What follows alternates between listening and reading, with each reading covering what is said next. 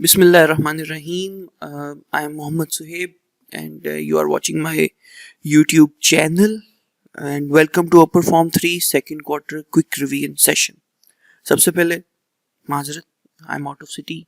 यहाँ आपको बहुत सारी बैकग्राउंड वॉइसेस आएंगी, पीछे से गाड़ियाँ गुजरेंगी और बहुत सारे इश्यूज हैं. I am not in my studio, so you will have to bear with me. इतनी इमरजेंसी में वीडियो बनाने की वजह ये है कि बहुत सारे स्टूडेंट्स ने मुझे फ़ोन किया. उन्होंने कहा कि मुझे आप हमें वीकेंड्स पे टाइम दें, क्योंकि मंडे को हमारा एग्ज़ाम है. तो I am not able to give you people proper time over the weekend because I was away. तो हम ऐसा करते हैं कि क्विक रिवीजन करते हैं सेकंड क्वार्टर की इस वीडियो में इंशाल्लाह. Then I have some time after that फिर हम फर्स्ट क्वार्टर का भी एक रिव्यू सेशन कर लेते हैं. ओके जी, now come to the major thing, chemical energetics, endothermic, exothermic, right? What I recommend that you get a printed copy of the syllabus. मैं इसलिए कह रहा हूँ कि कुछ स्टूडेंट्स मेरे और भी हैं आप लोगों के अलावा, तो उन लोगों को भी कि अगर आप सिलेबस की डाउनलोड कर लेंगे 5070. अच्छा, आपने डाउनलोड कैसे करना है? आपने जस्ट गूगल पे लिखना है 5070. You will be writing 5070 syllabus for 2023, right?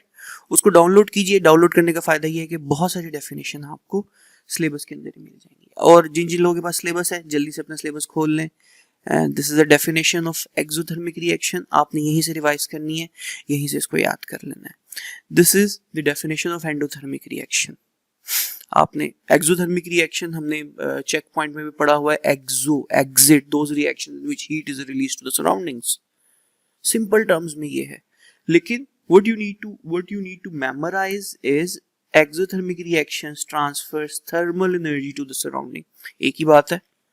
heat is exit to the surrounding और thermal energy is released to the surrounding, ये एक ही बात है. You can always paraphrase. Now this is important, which is new in this syllabus, which was not in the previous syllabus, that leading to an increase in the temperature of the surroundings. You only need to memorize that कि जब भी exothermic reaction होगा तो surrounding का temperature increase होगा. इसकी 1000 examples हैं. आप हीटर चलाते हैं, आपको हीट मिलती है. आप चूल्हा जलाते हैं, हीट मिलती है. Anything which provides you heat, it means there is an exothermic reaction going on, right? I'll be little fast because हम क्लास में सब कुछ डिस्कस कर चुके हैं. हमने डिफरेंट एग्जांपल्स कर लिए. I don't want to waste your time, right?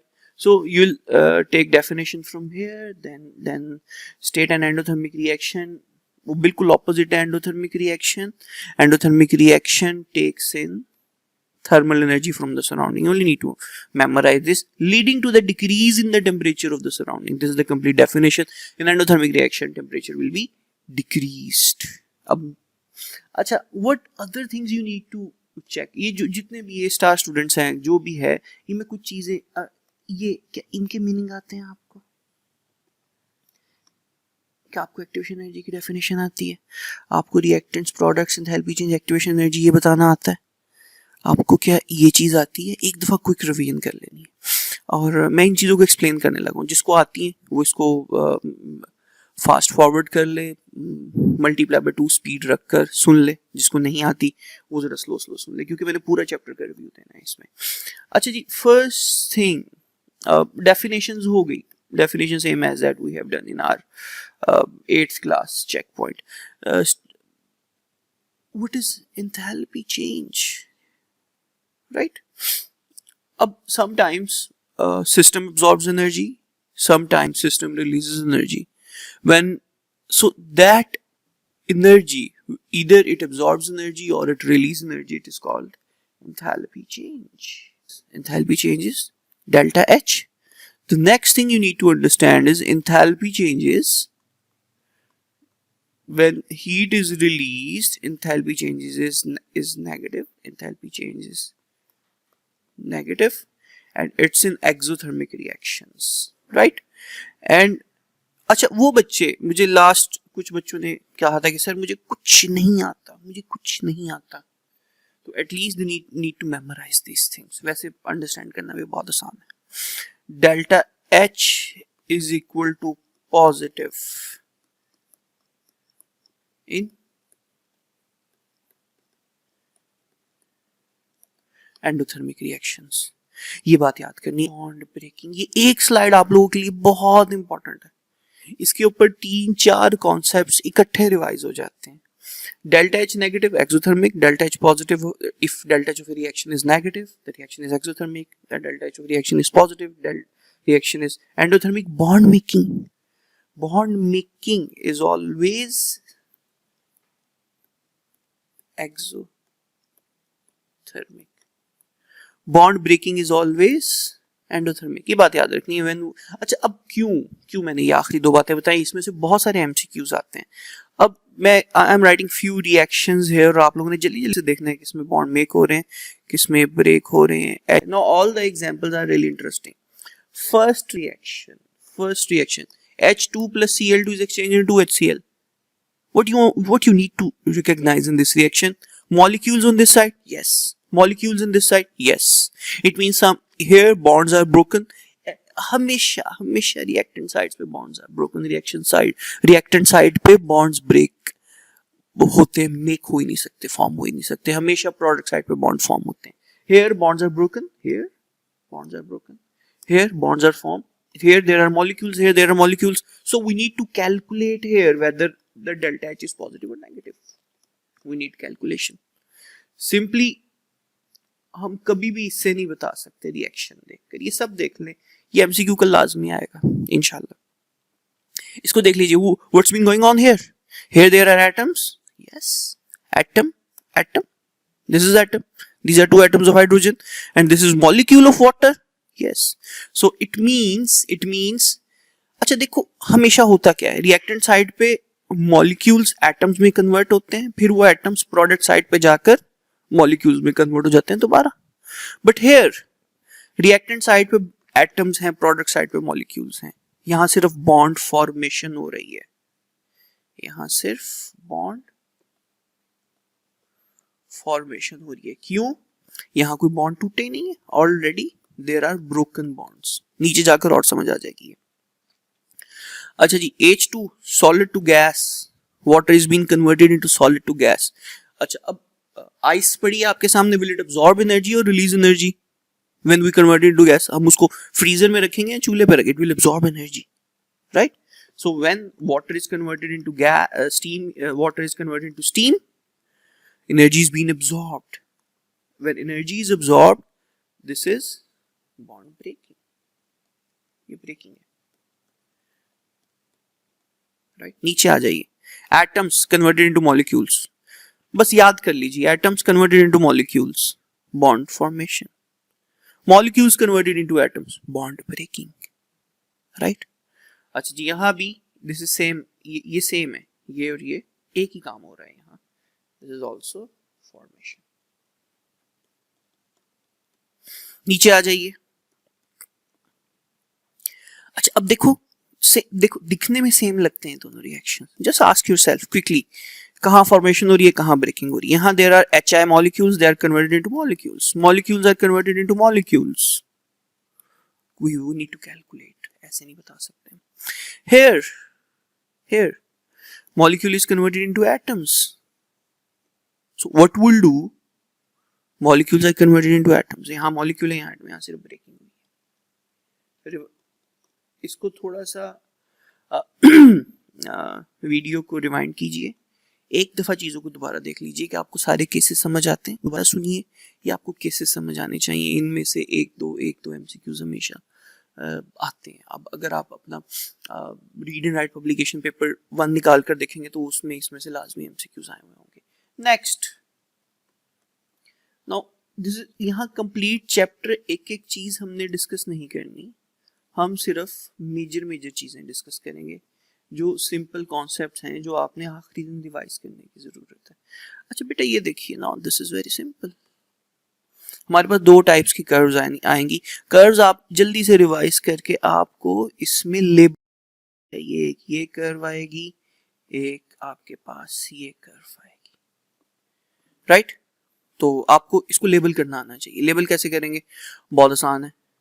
Reactants are here, products are here, ये रेड वाले सारे याद रखने हैं आपने. This is delta H, and by the way, unit of delta H, oh come on, unit of delta H is kilojoules per mole, right? आपको ये याद रखना है, डेल्टा H का यूनिट है किलोजूल्स पर मोल. दोबारा इधर आ जाते हैं, reactants, products, definitely reactants, products, ये सबको पता है, बट ये नहीं पता कि दिस इज व्हाट. ऐसे एरो लगाना है आपने, right? Reactants to top, this is always activation energy. This red arrow here and this red arrow here is activation energy. अच्छा, जरूरी नहीं यहां लगाया वो आपको एरो यहां भी लगा कर दे सकते हैं,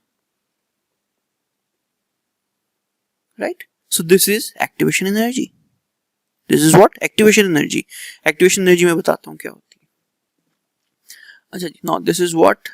This is, याद रखने वाली क्या बात है, डेफिनेशन ही बता रहा है एक्टिवेशन एनर्जी की. Enthalpy, this is enthalpy profile diagram, this is energy profile diagram.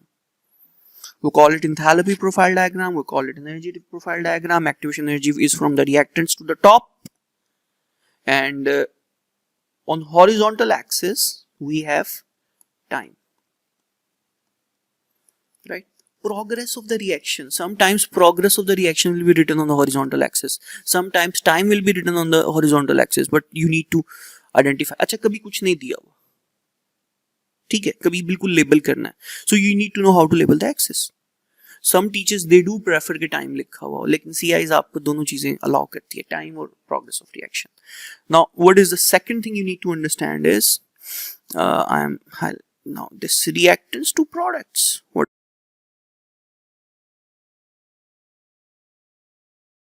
if reactant to product arrow is going downwards? Now you see this arrow is going downwards, so this is delta H, this is delta H. If reactant to product arrow is going downwards, the reaction is exothermic because enthalpy is decreased. Here when reactant to product arrow is going upwards, the reaction is endothermic. एक दफा इस diagram को देख लीजिए. अच्छा, अब कुछ लोग ऐसे भी बनाते हैं, एरोज ऐसे भी बना सकते हैं, लेकिन अब जो है CIs इस तरह के एरोज को मार्क्स की में आइडेंटिफाई नहीं कर रहे. पहले होता था ऐसे, तो एरो इस तरह नहीं बनाना, इस तरह बना के एक एरो लगा दीजिए, सिंपली एक वन हेड एरो बनाना है, डबल हेड एरो नहीं बनाना आपने. तो इसको एक दफा देख लीजिए. ये बात हो गई हमारी. What is activation energy? आपको शायद आपने नहीं देखा, मैंने सिलेबस में मेंशन किया है पहले भी कि this is activation energy, the minimum energy required by the particles, by the colliding particles to react. Do memorize the activation energy definition from this, right? Minimum energy that colliding particles must have to react. अच्छा, issue ये है कि last day है, चीजें समझने से ज्यादा revise करने की जरूरत है. जिनको बिल्कुल नहीं पता वो मेमोराइज कर ले, राइट? और क्लास में हमने इतना इन डेप्थ डिस्कस किया हुआ है, सिर्फ 2-3 लोग जो हु आर नॉट रेगुलर, उनको इश्यू होगा डेफिनेटली, जो मतलब महीने में 2 दिन या 3 दिन आए हैं, वो due to some reason, due to any reason, कुछ बीमार रहे हैं, कुछ और इश्यूज रहे हैं, तो definitely they need to memorise these things. Others उनके लिए जस्ट एक छोटी सी ये रिवीजन है. अच्छा, अभी लास्ट टॉपिक आगे 7, calculate enthalpy change of reaction using bond energies. इसको हम थोड़ी देर के लिए स्किप कर देंगे. स्किप करने की वजह ये है कि फिर वीडियो बहुत ज्यादा एक तो लेंथी हो जाएगी, और इसके आपको क्वेश्चंस भी नहीं मिलेंगे पास्ट पेपर्स में. ये हमने क्लास में प्रैक्टिस की हुई है, आपने वही क्लास वाली प्रैक्टिस एक दफा रिवाइज कर लेनी है. सो हमारे एक बात और आखिरी रह गई, ये वाली बात. ये no this is tricky, this is tricky. This is the last thing you need to understand in this chapter. State that bond making is an endothermic process and bond making is an exothermic process. हो गया, ये हो गया. And explain the enthalpy change of a reaction in terms of bond breaking and bond making. Overall enthalpy changes. कभी कभी आपको question आ जाता है, describe in terms of overall energy and enthalpy. They are interchangeable terms. यहां मैं energy लिख रहा हूं, आप एंथैल्पी भी लिख सकते हैं. Overall energy changes, in terms of overall energy changes a reaction is endothermic और एक्सोथर्मिक, हमने ये बताना है। अच्छा जी, इसको एक दफा बुक से रिवाइज कर लेना है। बहुत सारे बच्चों को ये चीज बहुत अच्छी तरह आती है, लेकिन फिर भी मैं रिवाइज करवा रहा हूँ, बुक से नहीं, सॉरी, मैंने क्लास में लिखवाया हुआ है। अच्छा देखो, इतनी आसान बात है ये यार, if energy absorbed is less, energy released is more, क्या हुआ है? ओवरऑल एब्जॉर्ब हुई है, रिलीज हुई है। Energy absorbed is less, energy absorbed is less, energy released is more, overall energy release हुई है। This is what is happening in exothermic reaction. Now this is exothermic reaction. Other hand, यहाँ आ जाइए, if energy absorbed is more, energy released is less, this is less, this is more, क्या हुआ है? Energy absorb हुई है, overall energy is been absorbed, right? So this is endothermic reaction. अगर मैं paper बनाता, मैं ये वाला टॉपिक क्लास में देता। This is the most confusing thing, लेकिन उतनी ही ज्यादा आसान है अगर आप गौर से देख लीजिए बच्चों। लेकिन मुझे लगता है कि थोड़ा सा आपको और मुझे बताना पड़ेगा। Last few things, just beer with me please, क्योंकि बहुत इंपॉर्टेंट चीजें चल रही हैं, बहुत इंपॉर्टेंट बातें हैं जो आगे मैंने और भी बतानी है आपको, और आपकी जल्दी से एक रिवीजन हो जाएगी। ये एक पेज बेटा आप लोगों के सामने होना चाहिए। ये डेफिनेशन यहाँ से याद करनी है, ये आएगी इंशाल्लाह। ये डेफिनेशन यहाँ से याद करनी है। Relative atomic mass, relative molecular mass, ये दो डेफिनेशंस आपको याद होनी चाहिए। दैट्स इट, ठीक है। और इक्वेशन बैलेंसिंग के बारे में पूछेंगे फॉर, अच्छा अब जब आप, बहुत सारे बच्चे हैं जो पास्ट पेपर भी करते हैं, पास्ट पेपर में से क्वेश्चन देखते हैं, मोल्स वाले क्वेश्चन नहीं है सिलेबस में। Empirical formula, working out empirical formula from mass compositions, finding out the mass कुछ भी नहीं है, राइट? आपको सिर्फ मोलेकुलर फार्मूला की डेफिनेशन आनी चाहिए। It's here, these are all important definitions. जरा इसको एक दफा देख लीजिएगा। Molecular formula, this is empirical formula.